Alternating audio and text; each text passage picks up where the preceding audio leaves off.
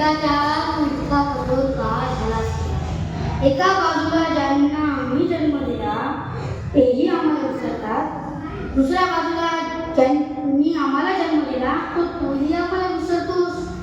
मग या विस्कटलेल्या हाडांची साखर घेऊन हे करुणा करा, आम्ही खेरड्यांनी कोणाच्या पायावर डोकं आदळायचं रे, कोणाच्या?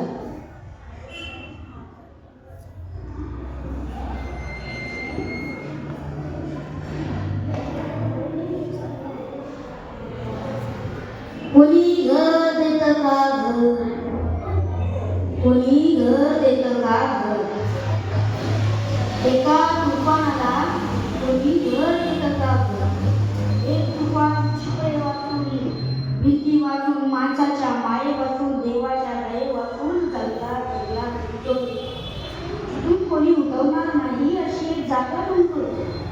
कोणी घर देतं का घर. दूर म्हणते साथ दे, दिवा म्हणतो वाट दे, उन्हामध्ये म्हाताऱ्याला फक्त तुझा हात, फक्त तुझा हात. दूर वा सगळं निरर्थक आहे. तो आपल्या जागी ठामपणे उभा आहे, तो मी गणपत रामचंद्र बेलवलकर, नटसम्राट.